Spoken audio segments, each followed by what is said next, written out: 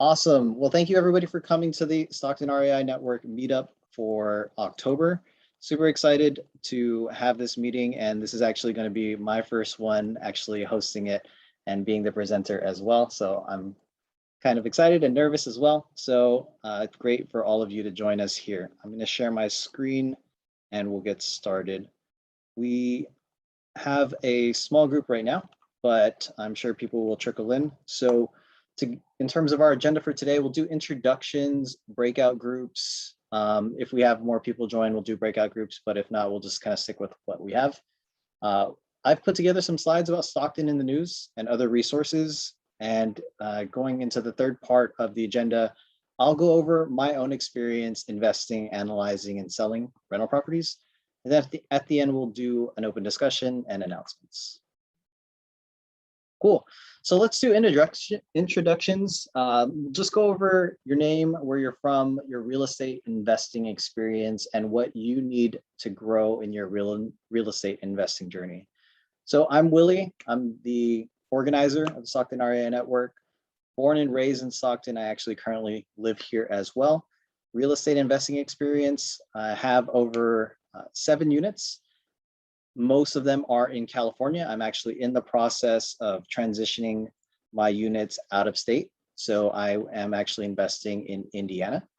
And I mostly invest in rental properties that I buy and hold for the long term. And what I need to grow in my real estate investing, I'm looking to level up into multifamily investing. So I want to own units larger than 4 units. And eventually I'd love to do it full time and kind of retire from my W-2 job, where I currently work as a sales and marketing professional, and would love to just focus on real estate full time. So what I need is just to grow my network, talk to more people, get more experience, and kind of grow from there. So let's go down the list. Jason, if you don't mind going next, and then we'll have Jim and Lisa come in after you. All right, Jason James here. I am native of Los Angeles, but I live in Stockton, been here for the last 20 years, so I'm from Stockton.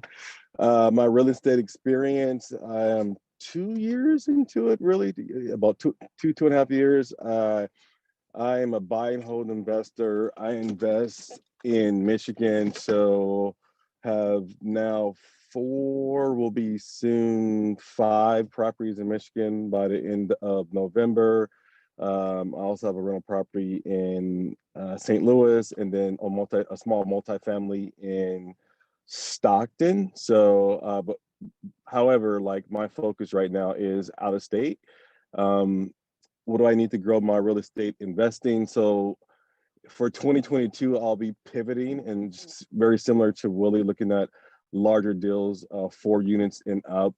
And we're looking like in the Chicago and Ohio area. So really just expanding my network and also just learning more about the ins and outs of the larger commercial family investing. So. Awesome. Thank you, Jason.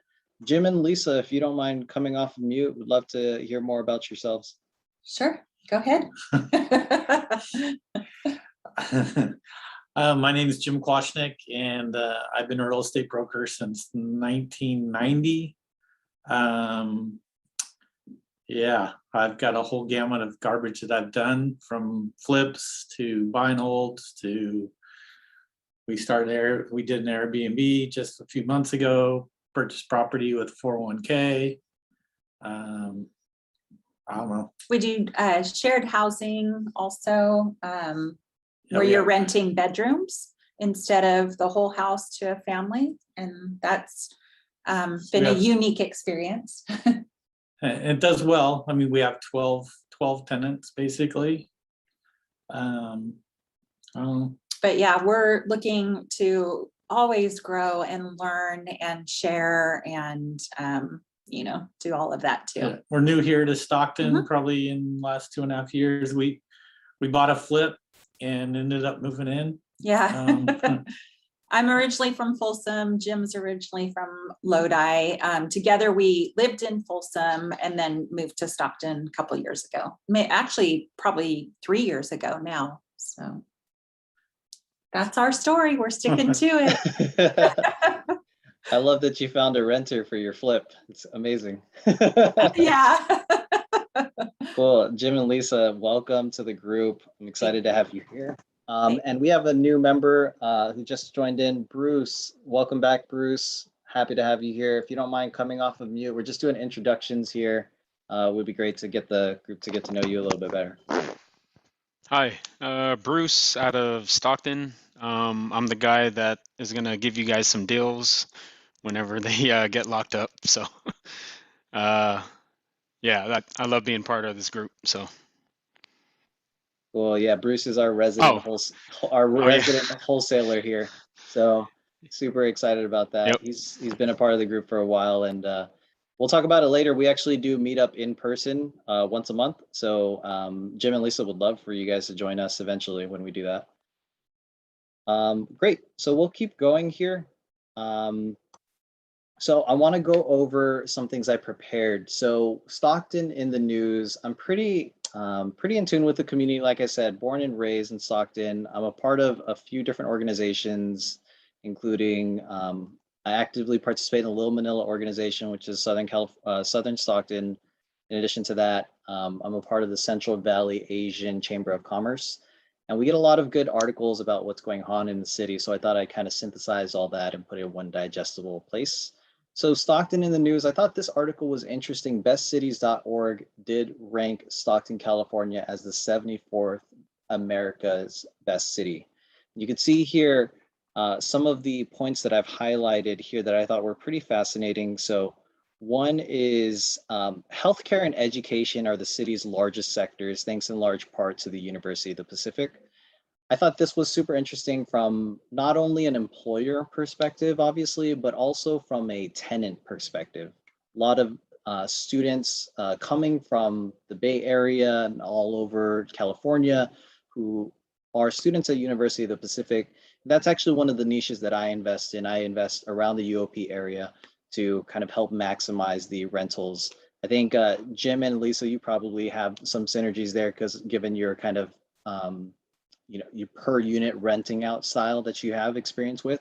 But I found that that's pretty helpful for me in buying around the UOP area. Has definitely been nice for the appreciation, but also for the cash flow. The other part here that I highlighted is manufacturing and logistics are also major parts of the economy, providing opportunity for Stockton's diverse population. On my YouTube, I actually did a deep dive about how e-commerce is such a big play in the Central Valley. We can see on I-5, I-205, a bunch of warehouses popping up. And I've been working in e-commerce for the past 10 years. And a lot of companies that I've worked for, GoPro, Zenus, they're looking for large, cheap warehouse space where they can do their e-commerce fulfillment of people shopping online. And it's really an interesting point because it not only provides jobs for the community, it also provides an opportunity for Bay Area residents to move over and be closer to their workplace with these new facilities popping up. Then the last point I wanted to bring up in this article here is this last one here.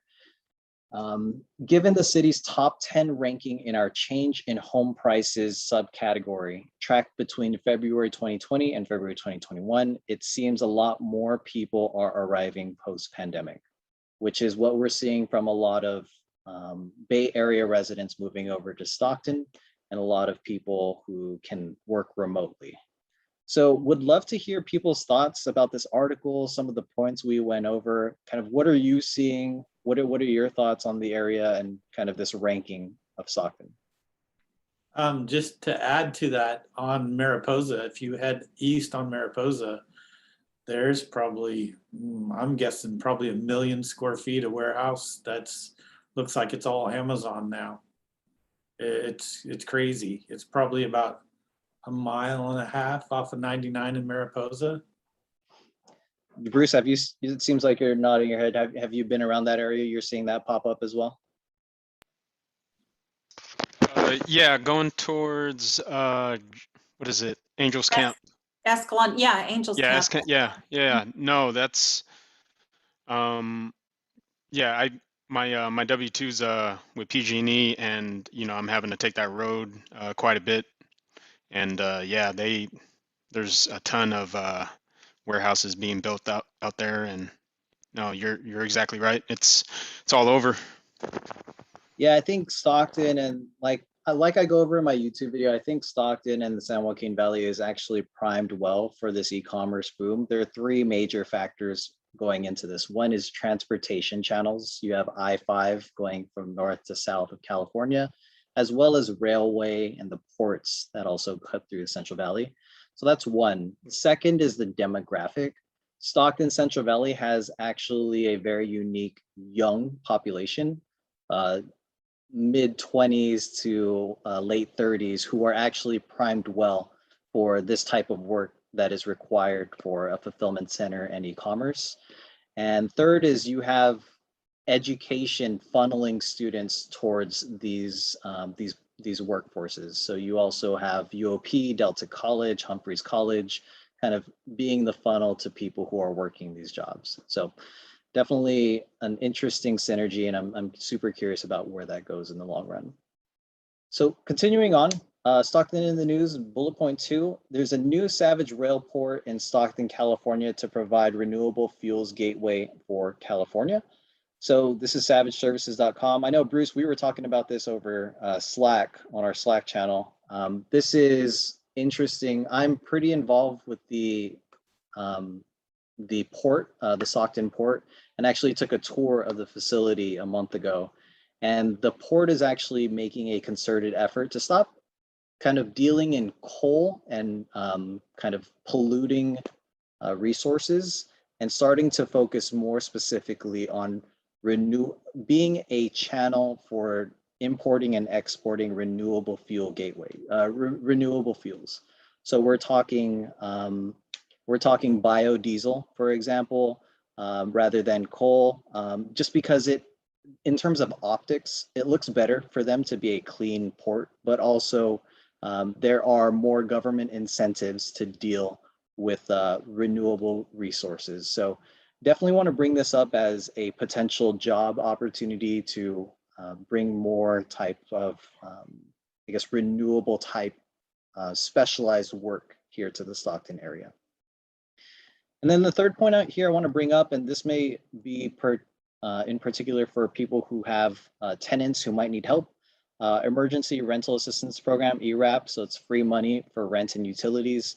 If you come across any tenants, anybody or any friends or colleagues who are having trouble with rent, definitely check that out. They have a bunch of money for people to pay their rent. So it's important for us as landlords, but also as people. So continuing on with Stockton in the news, I did see this article come out a couple weeks ago. Long-awaited Black Bear Diner and Hotel project on East Hammer Lane moves forward. I'm not sure if any of you have seen this article pop up, but you can see here on the map circled on the right off of 99 and Hammer, there is going to be a new development here of a Black Bear Diner and of this hotel project. So I think this was super interesting because it hasn't been developed for a while. If you drive by down that area, it's a lot of kind of vacant land.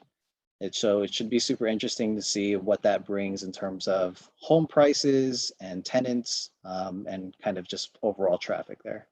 Have anybody on the call kind of paid attention to this area, kind of heard about this in the news? Any kind of interest in this? Didn't hear about it, but Jim said that the area seems to have been recently cleaned and prepped. So yeah, that's exciting. Yeah, no, it's exciting. I think, I come across this every day as just like how much we as Stocktonians eat out. There's so many food options. There's a Raising Cane's, there's a In-N-Out, another In-N-Out that just popped up. So it definitely is a means for foot traffic. So if anybody is interested in the commercial space, but definitely would be interesting to buy around that area and see what that area becomes if you're holding for the long run. Great. Any other comments about this project popping up here? Cool. And we had a new member just pop in, Jackie. Jackie, thanks for coming on. Super excited for you to join. Jackie, if you don't mind doing a quick intro to the group, would love to introduce you to everybody. Afternoon, everyone. My name is Jackie Wilson. I'm a newbie investor here in the Bay Area, reside in East Palo Alto. Me and my wife was able to make our first purchase here in East Palo Alto. Now we're looking to network and mix and mingle to be able to take the next step in this real estate journey. Pleasure to meet everyone this evening. Awesome. Thank you, Jackie, for joining. Me and Jackie actually hopped on a call about a couple months ago because someone referred him to me, just like kind of wanting to get a feel of what pockets and what neighborhoods make the most sense in Stockton. So super excited for him to be here. Great. Continuing on. Investing, analyzing, and selling. So this is my segment. Want to go over my own experience investing in real estate and want to walk you through what I've been building as well as my own real estate investing activity, and would love to walk all of you through what I do. I would also love if any of you have any feedback for me to improve, but also I hope all of you learned something from it as well. So in 2017, I actually moved to the Bay Area. I was working at GoPro in San Mateo, California, and Bay Area prices are as crazy as everybody knows. I was a single guy looking for a place to rent, and looking at the market, everything that made sense to me as a single guy was starting at 1,900 for a 1-bedroom, 2,000 for a 1-bedroom. And so it didn't really make sense for me to rent when, doing some back of the napkin math, I knew my mortgage payment is basically that amount in rent. And so thinking about it further, I took the plunge myself to stop renting a couch from my friend's house and actually try to look for something for me to buy and for me to live in. So in June 29th, 2017, I bought this condo in Hayward, California. I bought this condo for, as you can see here, based on public records, $381K. Or you could probably get like a 4 or 5 bedroom house in Stockton with that money back in 2017. But for me, it just made sense. One, because my mortgage payment was less than rent. And and then also there was a lot of good tax deduction opportunities, right? So mortgage interests, property taxes, there was just a lot more incentives for me to do it. And I made sure to look for a 2-bedroom, 2-bathroom because I knew I wanted to house hack it. I wanted to find a roommate to help pay for the mortgage and cover the expenses. Since I was a single guy, I would occupy 1 bedroom, use 1 bathroom, and then from there rent out the other room to a friend of mine who could also split the difference. And so I charged my friend, my coworker, $1,000 a month, and he was super happy for paying $1,000 a month for rent in the Bay Area. And eventually, I decided to leave the condo, and I did rent out the entire unit to him for $2,000 a month. So would love to walk you all through my experience here and how exactly the financials worked. So I'm going to stop sharing here and share on my mobile device. So if some of you know this already, but I'm really big into numbers and I'm really big into spreadsheets. And one of the things I did to help myself as a real estate investor is to build this app. So I built the Rental Property Dashboard app. So I built, I'm really good with spreadsheets, I'm really savvy with it, but I know that not everybody is. And so what if we could build an app for people to download and quickly know how much they make on a rental property? And so that's what I did here. So I'm going to walk you through actual underwriting of this this property that I bought to live in, and then house hacked it and then rented it out. So as you can see here, here's my portfolio. I'm going to add a property that I bought and owned. So property that I own.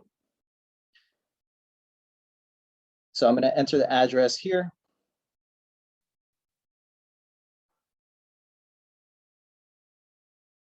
So 25,000 Copa del Oro in Hayward, California. You can see a photo of the complex here.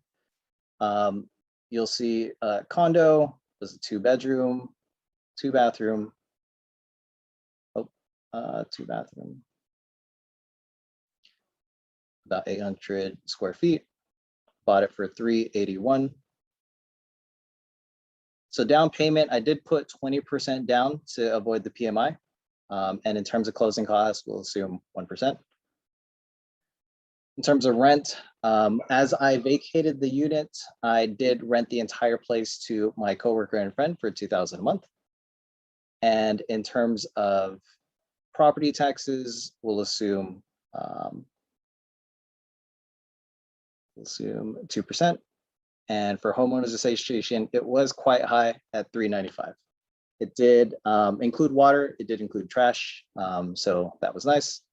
Continuing on, 76,000 for the down payment and a 4% interest. So we'll submit it.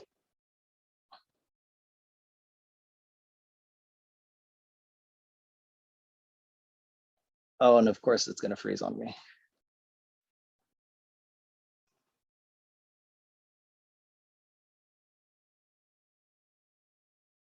All right, let's go here to June 27 in 2017.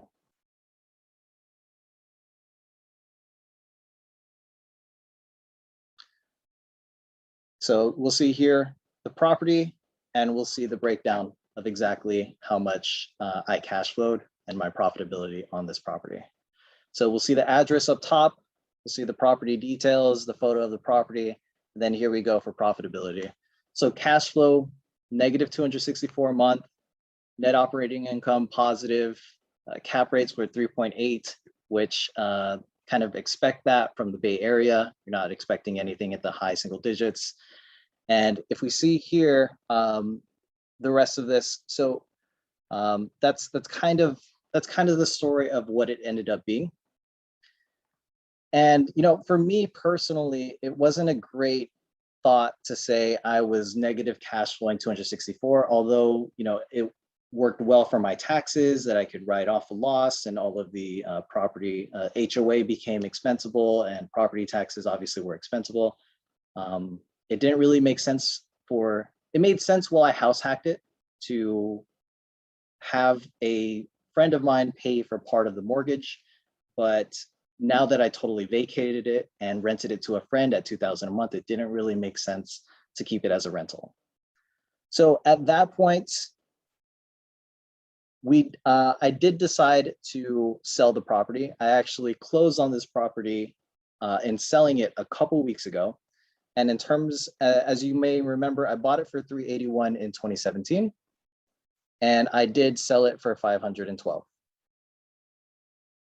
So we'll see here, and with a mortgage of, or with a loan balance of $300,000. So you can see here from the profitability perspective, negative cash flow, but a 41% growth in equity. Property value changed quite drastically. And so with that being said, it made it a no-brainer for me to actually sell the property and not keep it as a long-term buy and hold investment. Any questions on that so far?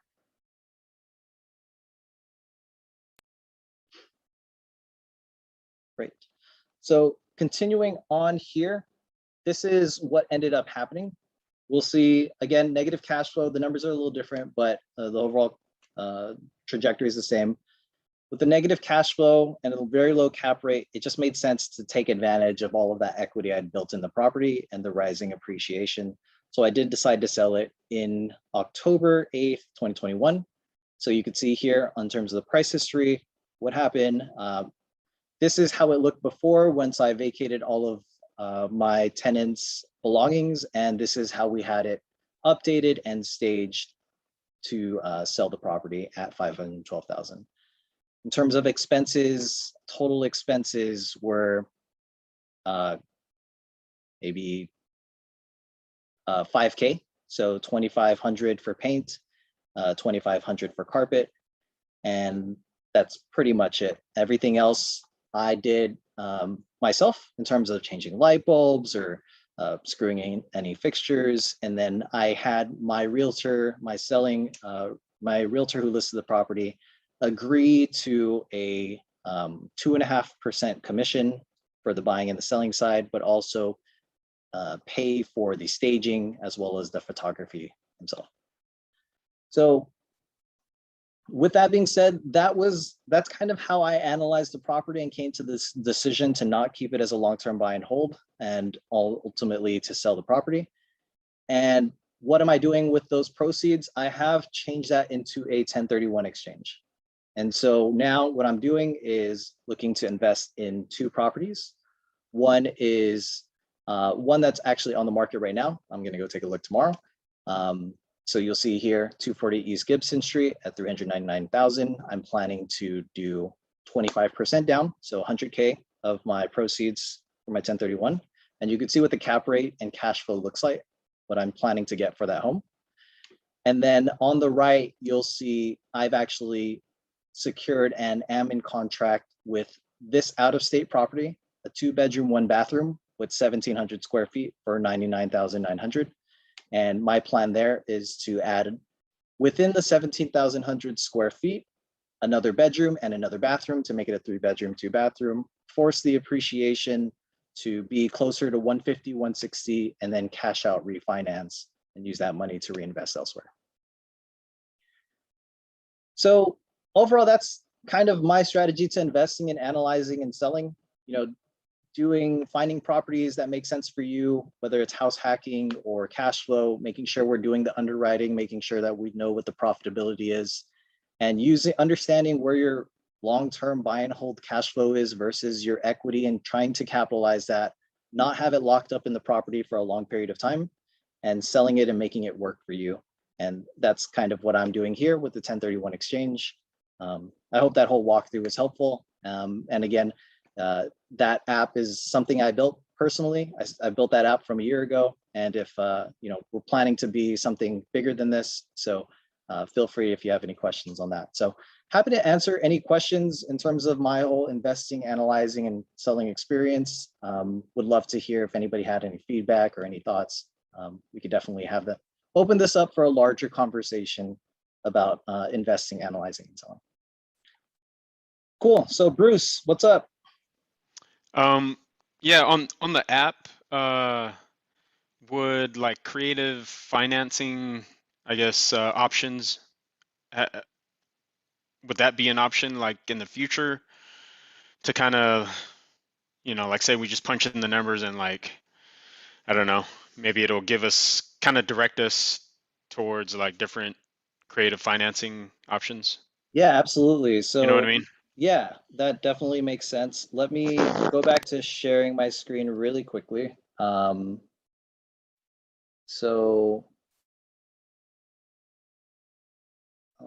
Start podcast. So going back to the app here,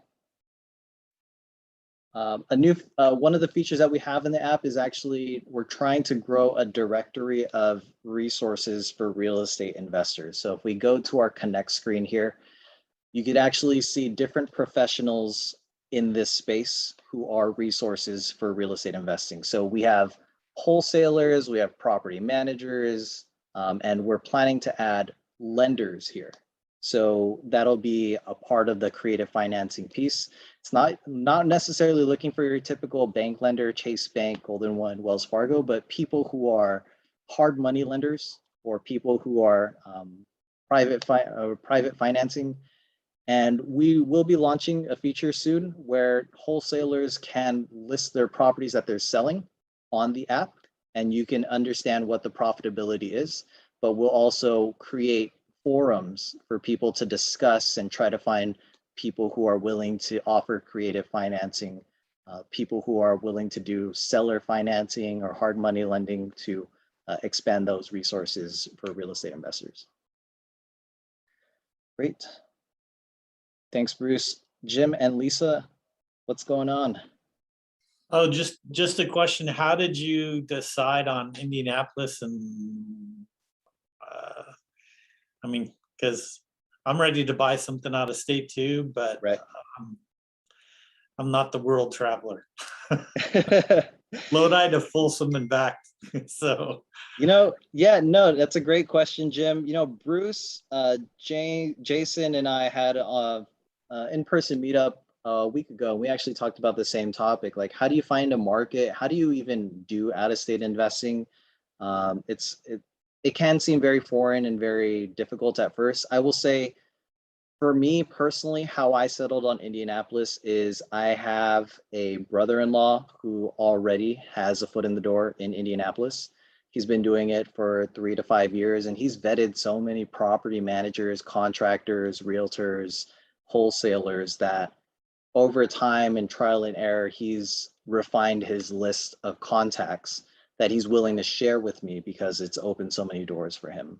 So for me personally, it's not like I chose a market and just decided to Google everything I can about that market. It's very much, who do I know in a market that I'm interested in that already has the contacts? So for example, I've been investing in Indianapolis since 2017. And so I've built my record of contacts, and actually those contacts are all in the app. Like I've been adding them to the app as I kind of vet through people. But for example, for Jason invests in Michigan, and for him, he has people he's met through masterminds and group organizational activity where he's picking the brains of people who are actively in those areas. And so they're willing to give him that information about where to invest in, what neighborhoods to invest in, who does financing, and those kind of questions. Bruce is actually a part of one of those or is a part of some masterminds as well. Bruce, I'm sure you've come across people who invest out of state, and you've kind of met them through your own masterminds. Can you tell like the group here a little bit about how that whole experience works out? Wait, one more time. Sorry. I was. Yeah, no, in terms of like the groups, the investing groups that you're a part of, can you go over how those work and how you meet people and kind of what resources they're willing to share with Oh, you? yeah. Yeah. So the group that I'm involved with, a lot of them are like India, in Indy, all the southern states, like pretty much that whole like Midwest corridor. I mean, like a lot of those guys are doing like, 4, 5, 6 deals a month. And I mean, in a lot of those areas, you're purchasing off of cash flow, not so much on appreciation, but yeah, the group that I'm with, super solid guys. I mean, yeah, if whatever market or like any area that you guys are interested in, let me know. I might know some wholesalers or investors in that area. And yeah, so pretty much like my goal later on this year is just to be able to purchase out of state too, whether STRs or long-term buy and hold. Bruce, what's the name of one like group that you would recommend? I mean, there's so many. Just so many to choose from. It sounds like Jim and Lisa, you guys have several rentals. Is that correct? right, All right. pretty local though, but yeah, I mean, local to California, but yes. Okay. So the group that I'm in is CCF. That's with Ryan Dossie. Incredible, man. Like, to be honest, like I didn't even know what wholesaling was, when I started, and that was in early 2000. And I mean, completely changed my life, right? Like learned a ton about business, marketing, mindset stuff, real estate in general. I've looked into other ones because the one that I'm in is getting ready to wrap up. And I think the next one, you know, I might do like a performance coach or like mastermind.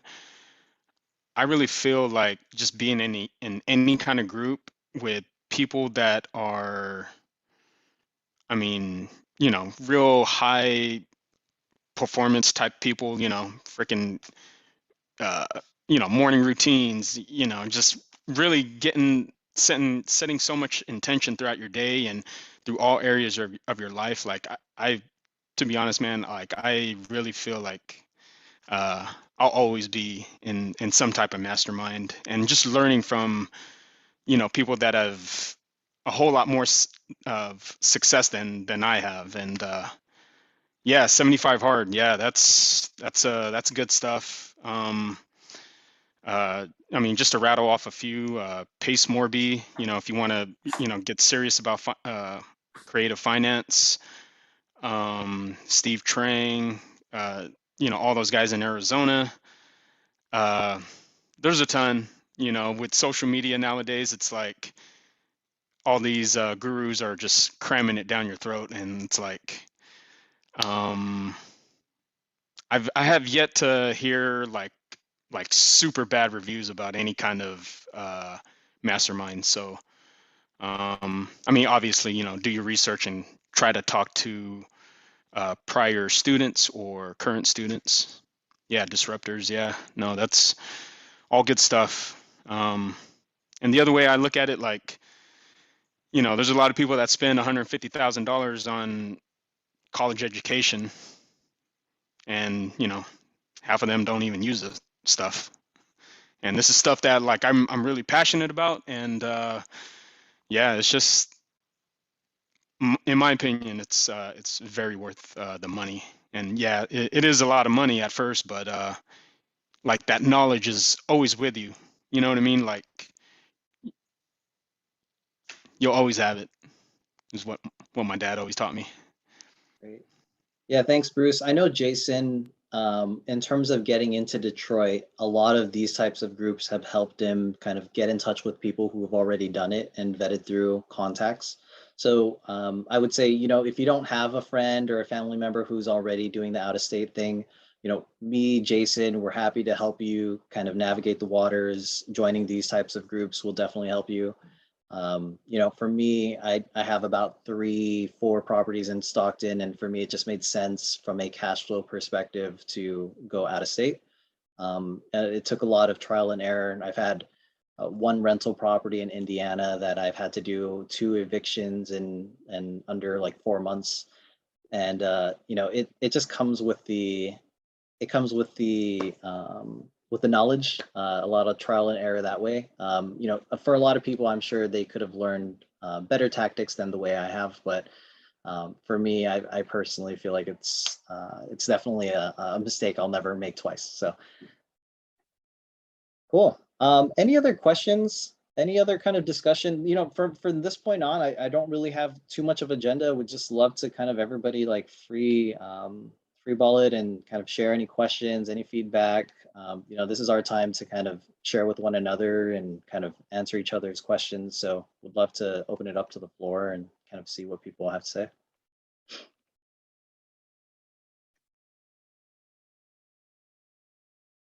Bruce, I think you signed up for a multifamily investing group recently.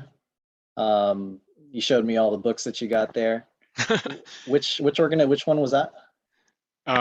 So the training was multifamily, so pretty much anything above 5 units and above. And well, I mean, so this is how I look at it. Like anything that's like, I don't know, 5 units is too much for, you know, kind of like the newbie investor. Right. And that's kind of sweet spot, I guess, is 5 units to, I don't know, 20. And like those 20 units are like kind of too small for like those big, you know, big corporate investors that, you know, that are more involved in like the 100, 200 unit Right. complexes. So it's kind of like that sweet spot, and that training kind of just goes over like how to find them, how to market to them, how to negotiate a deal, and you know, obviously, you know, being able to have more units in a concentrated, you know, under one roof. I mean, you know, it's just, I mean, if you get down to the numbers, it's just amazing. The scale of it makes sense, right? Exactly. Yes. Yes. Yeah, definitely want to go that route as well, for sure. Jim and Lisa or Jackie, have you kind of pondered multifamily, or it sounds like Jim and Lisa most, I don't know if you've gone that route, and Jackie, I know you're just getting started here, but if that's a route you're planning on going. Yeah. So right now I'm in a single family, and I plan to take the next step and get some experience with the multifamily. The 2 to 4 units is kind of where I'm looking to take the next step in the journey with. Cool. We haven't done multifamily, Mhm. but I mean, we're We- totally open to it. We kind of got a little crazy. So what we did is we bought a house that was a flip house, and I saw that it was a 3-bedroom, 2-bath, and so we converted it into a 4-bedroom, 2-bath, and eliminated the master bathroom, which is kind of crazy, but that gave us 2 bathrooms for the 4 rooms. Nice. And then we rented out each room individually. And then we also built tiny houses and put them in the backyard. Oh, wow. And so we put 6 people in one house basically. And the cash flow is nuts. We had done it with, so we had a nonprofit, and so that's where we were doing it, you know, through the nonprofit. And so the tenants are actually previously homeless veterans, which it's had its pros and cons. It's been, and we'd love, like when we get together in person, we'd love to share more about what it was that Sure. we did too. But so, you know, the cons are they don't always get along. So you've got these multiple personalities that are, you know, in one housing that you're wanting it to be a peaceful environment. Right. And the pros are that a lot of times it's Section 8 housing, but it's HUD VASH because they were veterans. So that's got its pros and cons too, because it's Section 8, you know. But out of the 12 guys we have right now in the 2 houses, only 2 of them are HUD VASH. And we've kind of veered away from it. The properties are in Sacramento. And we're being recorded. Yeah. So the county and city agency are not quick to make the rent payments. Yeah. They like to be 90 days late. Gotcha. This wouldn't happen to be SSHH, would it? You've got the letters correct, but just jumbled. But yeah. SHRA. Okay. Well, there's another one. I actually rent to a nonprofit as well, a property in Stockton. It's kind of similar, but it's not exactly the same. So it's Sacramento Self-Help Housing. So I would look into that if you haven't. Yeah, we know them. They're great. Oh yeah. So they've been great tenants for me as well. So yeah, just we're basically doing the same thing, but with our own properties. Yep. Gotcha. Great. No, it's great that you're doing that, and yeah, definitely understand the ups and downs that come with that. But the true up though is we have 3 guys. One was a licensed electrician. Yeah. And one guy had over 5,000 hours of volunteerism at Habitat for Humanity. Wow. Both of these guys are homeless veterans, sure. right? And another guy has I don't know how long he worked for a moving company, and they enjoy working. So if we have a flip, oh, cool. built-in help, and it also they take care of the property. So yeah, absolutely. If I've got any problems, I just make a phone call, and a room's painted or the yard's cleaned, and it's they've been really great. Yeah. Really good guys. Yeah, no, it's a win-win for everybody, obviously, your tenants, you guys, and yeah, no, I think it's great as well. But yeah, definitely take a it definitely helps. I know for myself, my tenants as well, they call me as a last resort if they can't figure it out, which is Yeah. always nice for sure. Yeah. But I Uh, like that price that you have in Indiana. so- Yeah. As yeah, long as rents are, come in yeah. there. too, Yeah. Yeah, no, for sure. Everything cash flows, everything is 1% rule out there. So definitely great. That's awesome. Congratulations. Yeah. Yeah, That's thanks. Yeah, I'm definitely trying to grow out there. I did choose those two properties that I showed because, to Bruce's point, I actually couldn't find a multifamily in the window that I have for the 1031 exchange. So Mhm. I might need to read some books that Bruce is reading to find properties that work better and find them faster. But Bruce, you have your hand up. What's up? Have you guys like thought about like going like the Section 8 route for renters? I guess with that, what is it, like 80% of guaranteed rent from the county or something? Are you asking us, Or Bruce? just general, Yeah, just so general like. that's how we got started. It's called HUD Vash for us because they're all veterans. It's the same exact thing as Section 8. It's just HUD Vash is specifically veteran. And we've had our challenges with the agency that runs the purse strings.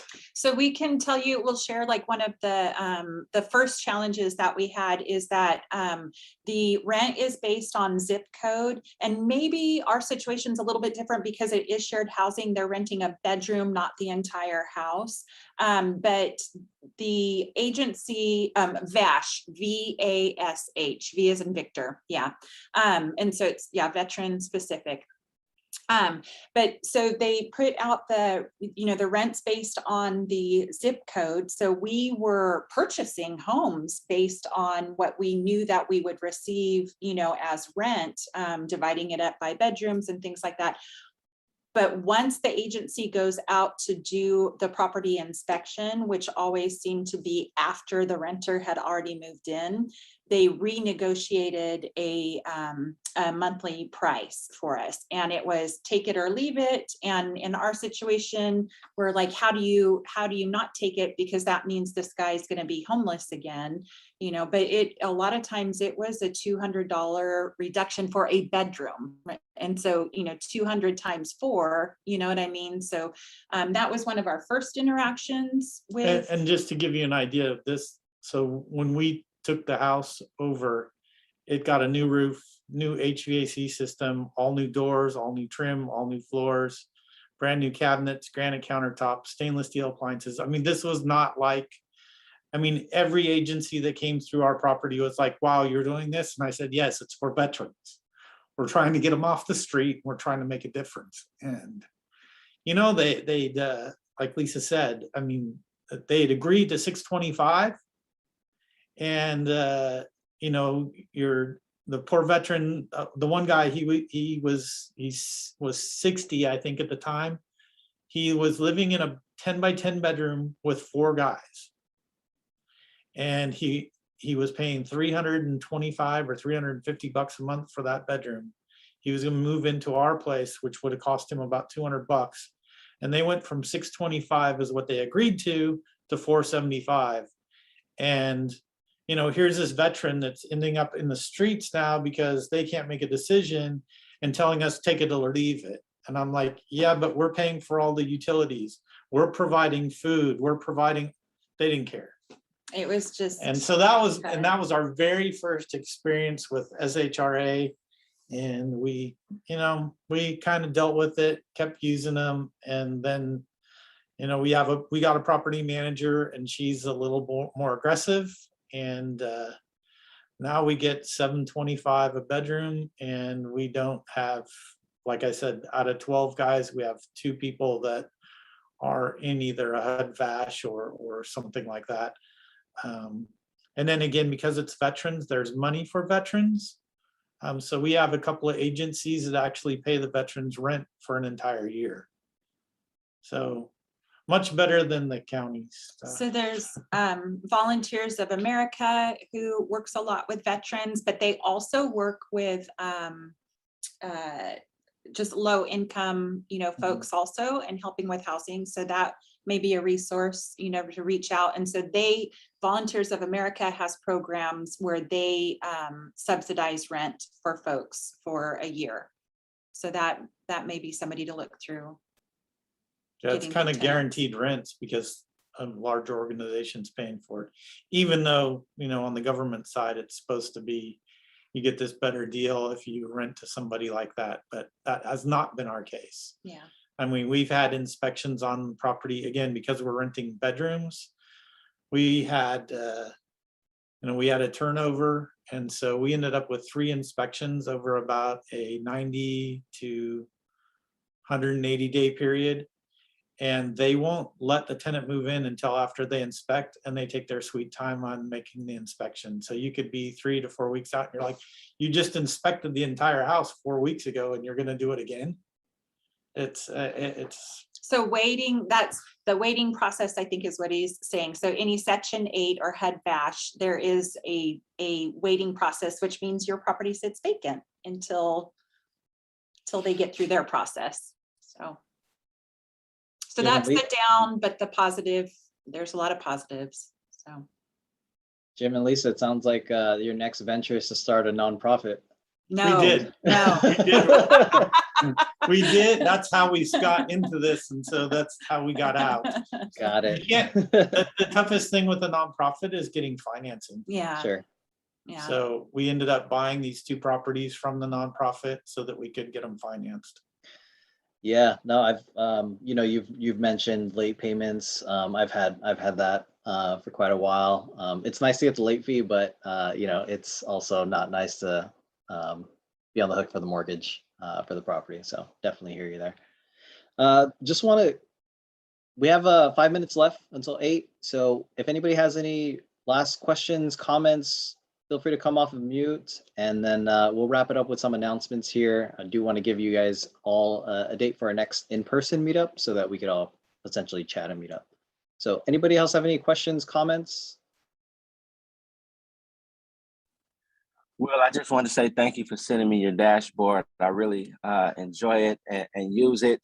It's a great tool. I didn't know that there was those resources in there. So that was great to see tonight. I'm gonna definitely check those out. That's a great tool that you have there. So thank you for sharing and putting that together. Yeah, thanks, Jackie. No, I appreciate it.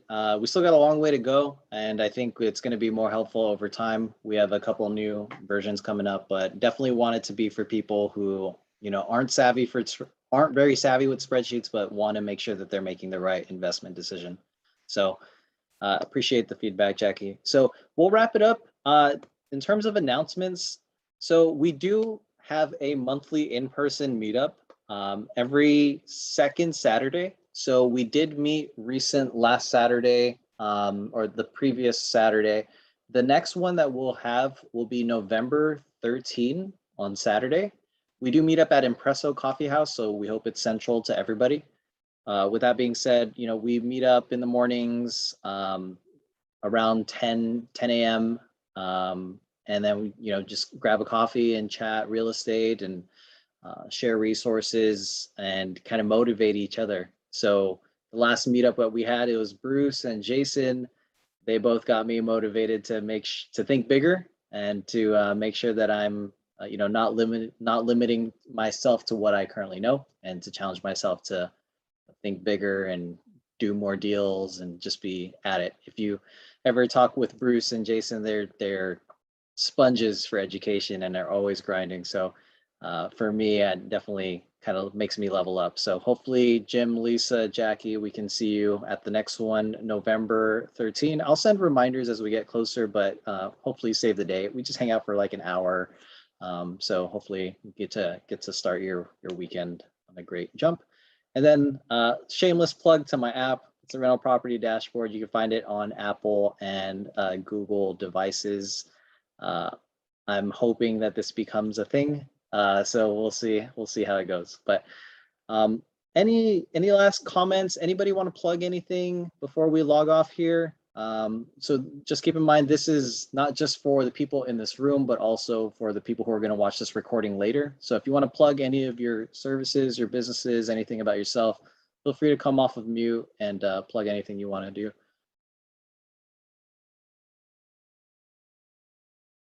Sure.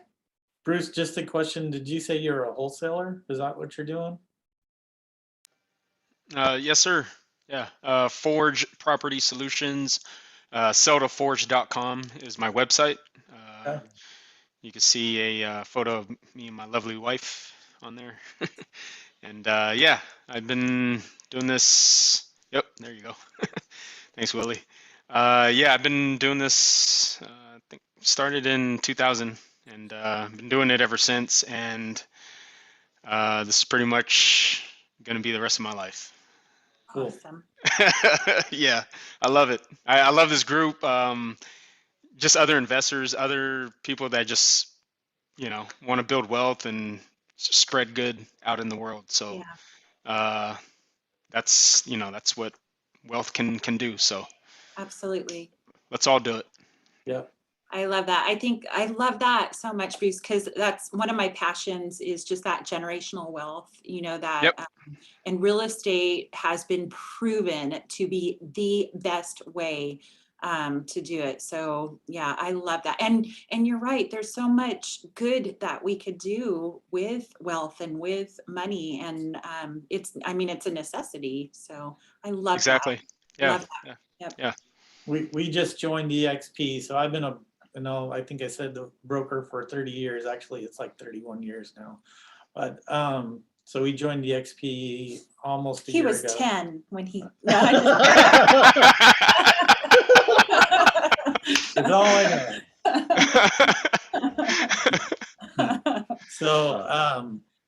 So So both of you are licensed? Yeah. Or okay, cool. Yeah. So if you Very cool. seriously, if you guys need anything, I don't, Property reports, you need us to look anything up, we can do that yeah, for you. So, absolutely. Yeah. That No, would be our plug to you guys. Cool. It Yeah. was good meeting you guys. You Yeah, too. thank you, everybody. I look forward to meeting you in person. Yeah, hopefully all of you can make it to the next in-person meetup, but I appreciate everybody coming out. Thank you so much for the October session. We'll have another one in November for online version, but thank you all. Jim and Lisa, thank you for your first attending, and Jackie as well. And Bruce, thanks for coming back. I think all of us are on the same boat in terms of generational wealth, financial freedom, doing good in the community. So I'm super excited to have more people a part of this group. So thank you, everybody, for joining. Have a good rest of your night, and let's connect. Pleasure to chat with you all. Have a good evening. See ya.